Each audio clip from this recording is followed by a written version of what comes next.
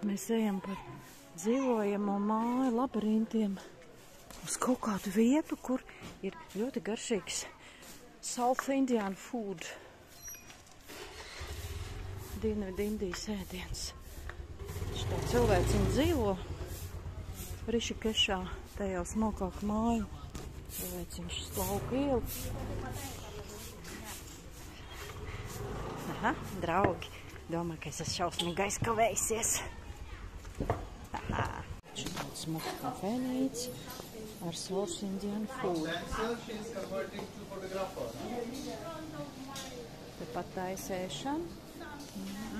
However, eating South Indian food dosa.